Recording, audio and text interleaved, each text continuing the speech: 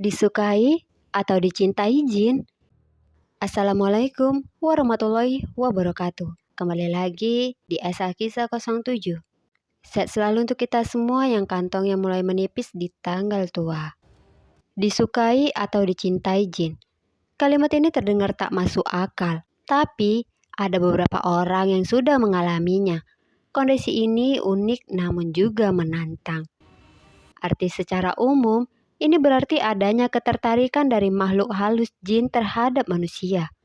Ketertarikan ini bisa didasari oleh berbagai alasan, mulai dari kekaguman pada fisik, kesamaan energi atau frekuensi, hingga faktor ketidaksengajaan, seperti jin yang merasa nyaman tinggal di dekat orang tersebut.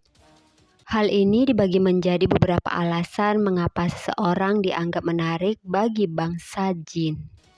Faktor fisik dan kecantikan. Dipercaya bahwa jin juga memiliki rasa kagum terhadap rupa manusia yang menurut mereka menawan. Kondisi batin dan emosi.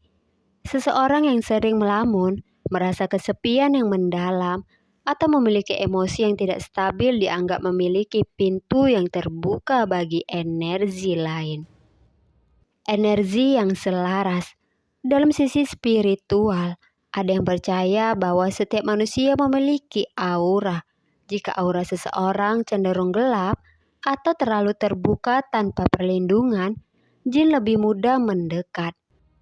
Kebiasaan tertentu, seperti sering berada di tempat yang lembab, gelap, dalam waktu lama atau tidak menjaga kebersihan diri dan spiritual. Tanda apa saja yang sering muncul ketika seseorang disukai atau dicintai jin? Pertama, pola tidur. Sering merasa seperti ditindih, sleep paralysis, atau merasa ada yang menemani saat tidur. Kedua, asmara. Sulit menjalin hubungan serius atau selalu gagal dalam percintaan tanpa alasan yang jelas. Ketiga, sensasi fisik. Sering mencium bau wangi atau busuk secara tiba-tiba, serta merasa diperhatikan saat sendirian. Keempat, suasana hati, perubahan emosi yang drastis, mood swing, atau sering merasa malas yang tidak wajar untuk beraktivitas. Dalam kepercayaan masyarakat, hal ini sering disebut dengan istilah jin asyik, jin yang jatuh cinta. Mari kita dengar penjelasan lebih panjangnya. Pertama, pola tidur. Sering bermimpi bertemu dengan orang yang sama, bisa dikenal atau orang asing, yang bersikap sangat romantis atau melakukan hubungan intim di dalam mimpi. Saat tidur, merasa seperti ada seseorang yang berbaring di samping atau memeluk, padahal sedang sendirian. Sering mengalami ketindihan yang disertai perasaan sesak atau melihat bayangan yang memperhatikan dari sudut kamar. 2. Asmara. Disukai jin. Seringkali berarti jin tersebut merasa cemburu jika orang yang ia sukai dekat dengan manusia lain. Selalu ada saja hambatan untuk menikah atau menjalin hubungan serius. Saat didekati lawan jenis yang baik, tiba-tiba muncul rasa benci, tidak nyaman, atau risih tanpa alasan yang jelas. Lawan jenis yang mendekati seringkali merasa tidak betah, atau tiba-tiba menjauh setelah mengenal lebih dekat. 3. Sensasi fisik. Muncul bekas biru atau lebam di bagian paha, atau lengan saat bangun tidur tanpa sebab fisik bukan karena terbentur. Sering mencium bau wangi bunga, atau kemenyan, atau justru bau busuk yang tidak diketahui sumbernya. Sering merasa pegal atau berat di bagian pundak, tengkuk, atau punggung bawah seperti sedang memikul beban. Merasa ada sesuatu yang merayap di bawah kulit, atau rasa gatal yang tidak kunjung sembuh dengan obat kulit biasa. 4. Suasana hati. Menjadi lebih tertutup, suka melamun di tempat gelap, dan merasa lebih tenang saat sendirian daripada di keramaian. Emosi menjadi sangat tidak stabil, mudah marah, atau sangat sedih secara tiba-tiba tanpa pemicu yang kuat. Muncul rasa malas yang sangat besar, atau rasa kantuk yang luar biasa saat hendak melakukan aktivitas spiritual atau ibadah. Menurut metafisika, teori frekuensi dan resonansi energi, manusia dan jin dianggap sebagai makhluk yang tersusun dari energi dengan frekuensi yang berbeda. Seseorang dianggap menarik jika frekuensi energinya, aura sedang berada pada level yang rendah, akibat sedih berkepanjangan, depresi, atau melamun. Secara teoritis, aura berfungsi sebagai pelindung. Jika seseorang mengalami trauma atau kelelahan mental, perisai ini dianggap retak atau bocor, sehingga energi luar, jin, bisa masuk dan merasa nyaman menetap di sana.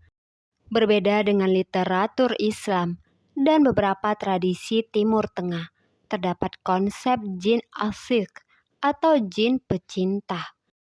Teori ini menyebutkan bahwa jin bisa tertarik pada manusia karena keindahan fisik yang tidak ditutup dengan perlindungan spiritual atau doa. Seperti halnya manusia, jin dianggap memiliki nafsu dan kehendak bebas. Mereka bisa terobsesi pada satu individu dan mencoba mengklaim orang tersebut agar tidak dimiliki oleh manusia lain. Inilah yang menyebabkan hambatan jodoh. Berbeda dengan teori para psikologi, fenomena yang dianggap gangguan jin seringkali merupakan externalized PK atau psychokinesis. Seseorang yang memiliki energi fisikis kuat, namun saat sedang tertekan secara emosional tanpa sadar memproyeksikan energinya keluar. Hal ini menciptakan fenomena aneh di sekitarnya, suara atau benda bergeser. Orang dengan bakat indigo atau sensitivitas tinggi secara teori memiliki cahaya yang lebih terang di dimensi lain, sehingga secara alami mengundang entitas lain untuk mendekat karena rasa penasaran. Ada teori yang menyebutkan bahwa ini bukan soal cinta, melainkan ketidaksengajaan atau interaksi ruang. Seseorang mungkin tinggal atau sering berada di titik koordinat yang merupakan pintu atau rumah bagi entitas tersebut. Jika seseorang sering melakukan aktivitas yang disukai jin, seperti membiarkan rumah kotor, gelap, atau penuh energi negatif, jin akan merasa nyaman dan mulai menyukai keberadaan manusia tersebut karena dianggap menyediakan lingkungan yang ideal. Secara mendalam, melalui dua lensa utama, lensa metafisika, energi, dan lensa parapsikologi, kesadaran. Kedua bidang ini memberikan penjelasan yang sangat detail mengenai mekanisme bagaimana ketertarikan itu terjadi. Pertama, aura dan resonansi. Dalam teori ini, manusia dipandang bukan hanya sebagai tubuh fisik, tetapi sebagai struktur cahaya dan energi yang berlapis-lapis. Aura normal manusia berbentuk telur yang utuh, namun emosi negatif yang kronis seperti depresi, kesedihan mendalam, atau trauma masa lalu menciptakan lubang atau bagian tipis pada lapisan aura ini. Secara teoritis, jin melihat celah ini sebagai pintu masuk untuk menempel. Energi jin umumnya berada pada frekuensi rendah. Jika manusia terus-menerus berada dalam emosi rendah, marah, sedih, nafsu tinggi, maka frekuensi energinya akan selaras dengan frekuensi jin. Karena frekuensinya sama, jin merasa nyaman berada di dekat orang tersebut. Seperti kita yang merasa nyaman berada di ruangan dengan suhu yang pas. Jin yang menyukai manusia seringkali bertindak sebagai parasit energi. Mereka memicu orang tersebut agar tetap dalam kondisi emosional tertentu. Misalnya, dibuat sedih atau bermimpi basah. Karena emosi yang meluap-luap itulah yang menjadi makanan atau sumber energi bagi mereka. 2. Sensitivitas fisikis.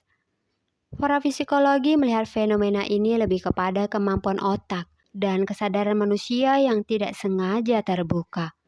Ada individu yang secara biologis dan fisikis memiliki antena yang lebih kuat. Dalam para psikologi, Orang ini disebut sebagai sensitif. Mereka memancarkan energi fisikis yang sangat kuat sehingga menarik perhatian entitas di dimensi lain. Bukan soal cinta dalam arti romantis, melainkan ketertarikan entitas terhadap sumber cahaya atau energi yang dipancarkan orang tersebut. Seringkali, apa yang dianggap sebagai gangguan jin karena suka, sebenarnya adalah energi bawah sadar orang itu sendiri. Jika seseorang menekan emosi atau hasrat seksualnya terlalu dalam, energi itu bisa meledak, keluar dan menciptakan fenomena fisik, suara, atau benda bergerak. Entitas lain kemudian menggunakan energi yang berceceran ini untuk menampakkan diri atau berinteraksi. 3. Ikatan dimensi. Teori ini menjelaskan mekanisme bagaimana jin bisa mengunci seseorang. Jin menemukan manusia yang memiliki kesamaan frekuensi atau daya tarik fisik atau energi. Jin mulai masuk ke dalam mimpi. Mimpi adalah jembatan paling mudah karena saat tidur, pertahanan rasional manusia, logika sedang mati. Ini adalah bagian yang paling berbahaya secara teori. Jin akan mencoba menjauhkan orang tersebut dari lingkungannya. Caranya, membuat orang tersebut merasa lebih nyaman sendirian, antisosial. Menciptakan bau yang tidak enak atau aura gelap, sehingga lawan jenis di dunia nyata merasa enggan mendekat. Menanamkan rasa malas yang luar biasa agar orang tersebut tidak melakukan aktivitas yang bisa meningkatkan getaran energinya, seperti olahraga atau ibadah.